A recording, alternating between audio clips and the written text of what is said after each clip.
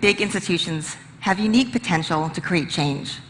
And I believe that we, as individuals, have unique power to influence the direction that those institutions take. Now, these beliefs did not come naturally to me because trusting big institutions, not really part of my family legacy. My mother escaped North Korea when she was 10 years old. To do so, she had to elude every big institution in her life: repressive governments, occupying armies, and even armed border patrols. Later, when she decided she wanted to emigrate to the United States, she had to defy an entire culture that said that girls would never be the best and brightest. Only because her name happens to sound like a boy's was she able to finagle her way into the government immigration exam to come to the United States. Because of her bravery and passion, I've had all the opportunities that she never did, and that has made my story so different. Instead of running away from big institutions, I've actually run toward them. I've had the chance over the course of my career to work for the Wall Street Journal, the White House, and now one of the largest financial institutions in the world, where I lead sustainable investing. Now, these institutions are like tankers, and working inside of them, I've come to appreciate what large wakes they can leave. And I've become convinced that the institution of the global capital markets, the nearly $290 trillion of stocks and bonds in the world, that may be one of our most powerful forces for positive social change at our disposal, if we ask it to be. Now, I know some of you are thinking, global capital markets, positive social change, not usually in the same sentence or even the same paragraph. I think many people think of the capital markets kind of like an ocean. It's a vast, impersonal, uncaring force of nature that is not affected by our wishes or desires. So the best that our little savings accounts or retirement accounts can do is to try to catch some waves in the good cycles and hope that we don't get inundated in the turbulent ones. But certainly our decisions on how to steer our little retirement accounts don't affect the tides, don't change the shape or size or direction of the waves. But why is that? Because actually, 1/3 of this ocean of capital actually belongs to individuals, by us. And most of the rest of the capital markets is controlled by the institutions that get their power and authority and their capital from us, as members, participants, beneficiaries, shareholders, or citizens. So if we are the ultimate owners of the capital markets, why aren't we able to make our voices heard? Why can't we make some waves? So let me ask you a different question. Did any of you buy fair trade coffee the last time you were at a supermarket or at Starbucks? Okay. Do any of you go to the restaurant and order the sustainably farmed trout instead of the miso glazed Chilean sea bass that you really wish you could have? And do any of you drive hybrid cars or even electric cars? So why do we do these things? Right? One electric car doesn't amount to much in a fleet of 1.2 billion combustion engine vehicles. One fish is just one fish in the sea, and one cup of coffee doesn't amount to a hill of beans in this crazy world. But we do these things because we believe they matter, that our actions add up, that our choices might influence others, and collectively, what an impact we can have. So in my bag, I have a coffee mug that I bought a couple of years ago. It's a reusable mug. It has all these things printed on it. Look at what some of the things that are on it that it says. This one cup can be used again and again. This one cup may inspire others to use one too. This one cup helps save the planet. I had no idea this plastic cup was so powerful. So why do we think that our choice of a $4 shade-grown, fair trade, artisanal cup of coffee in a reusable mug matters? But what we do with $4,000 in our investment account for our IRA doesn't. Why can't we tell the supermarket and the capital markets that we care? That we care about fair labor standards, that we care about sustainable production methods, and about healthy communities? Why aren't we voting with our investment dollars the way we vote with our lattes? So I think it has something to do with the myths, the fables that we all carry around in our collective consciousness. Do you remember the Grimm's fairy tale about the magic porridge pot? If you said to the pot, "Boil, little pot, boil," it would fill up with sweet porridge. And if you said, "Stop, little pot, stop," it would stop. But if you got the words wrong, it wouldn't listen, and things could go terribly awry. So I think when it comes to markets, I think we have a little bit of a similar fable in our heads. We believe that the markets is this magic pot that obeys only one command: make more money. Only those words, said exactly that way, will make the pot fill up with gold. Add in some extra words like protect the environment. The spell might not work. Put in the wrong words like promote social justice, and you might see your gold coins shrink or even vanish entirely, according to this fable. So we asked people, what do you really think? And we actually went out and polled 1,000 individual investors. And we found something fascinating.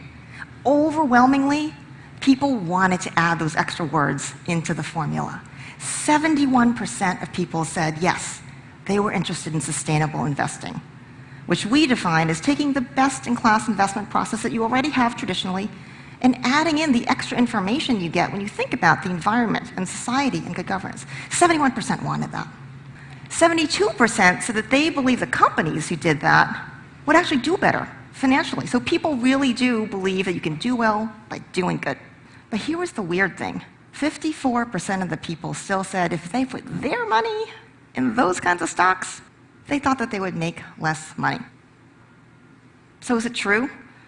Do you get less sweet porridge if you invest in shade-grown coffee instead of drinking it? Well, you know, the investors in companies like Burt's Bees or Ben & Jerry's wouldn't say so, right? Both of those started out as small, socially conscious companies that ended up becoming so popular with consumers that the giants Unilever and Clorox bought them for hundreds of millions of dollars each. But here's the important thing. Those corporations realized that if they wanted to protect the value of their investments, they had to preserve that socially conscious mission. If they didn't keep adding in those extra words of environmentally friendly and socially conscious, those brands wouldn't make more money. But maybe this is just the exception that proves the rule, right? And the serious companies that fund our economy and that fund our retirements and that really make the world go round, they need to stick to making more money. So Harvard Business School actually researched this, and they found something fascinating. If you had invested $1 20 years ago in a portfolio of companies that focused narrowly on making more money quarter by quarter, that $1 would have grown to $14.46. That's not bad, until you consider that if instead you'd invested that same dollar in a portfolio of companies that focus on growing their business and on the most important environmental and social issues, that $1 would have grown to $28.36, almost twice as much sweet porridge. Now let's be clear, they didn't make that outperformance by giving away money to seem like a nice corporate citizen. They did it by focusing on the things that matter to their business, like wasting less energy and water in their manufacturing processes, like making sure that the CEO contracts have the CEOs incentivized for the long-term results of the company and the communities they served, not just quarterly results, or building a first-class culture that would have higher employee loyalty, retention, and productivity. Now, Harvard's not alone. Oxford also did a research study where they examined 120 different studies looking at the effect of sustainability and economic results. And they found time and time and time again that the companies that cared about these kinds of important things actually had better operational efficiency, lower cost of capital, and better performance in their stock price. And then there's Al Gore. So 20 years ago when I worked for Al Gore in the White House, he was one of the early pioneers pleading with businesses and governments to pay attention to the challenges of climate change. Post-White House, he opened an investment firm called Generation, where he baked environmental sustainability and other things right into the core investment process. And at the time, there was a good bit of skepticism about his views. 10 years later, his track record is one more proof point that sustainable investing done right can be sound investing. Far from making less sweet porridge because he added sustainability into the mix, he actually significantly outperformed the benchmark. Now, sustainable investing, the good news is it doesn't require a magic spell. And it doesn't require some investment secret. And it's not just for the elite. It is not just about private equity for billionaires. It's not just groovy-sounding investments like clean technology or microfinance in emerging markets or artisanal bakeries in Brooklyn. It's about stocks and bonds and Fortune 500 companies. It's about mutual funds. It's about all the things we already see in the markets today. So here's why I'm convinced that we collectively have the power to make sustainable investing the new normal. First, the proof points are coming out all the time that sustainable investing done right, preserving all the same good principles of investing, the traditional sphere, can pay. It makes sense. Secondly, the biggest obstacle standing in our way may actually just be in our heads.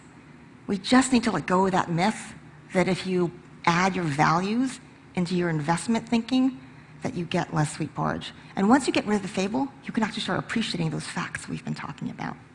And third, the future's already here. Sustainable investing today is a $20 trillion market, and it's the fastest growing segment of the investment industry. In the United States, it has grown enormously, as you can see. It now represents $1 out of every $6 under professional management in the United States. So what are we waiting for?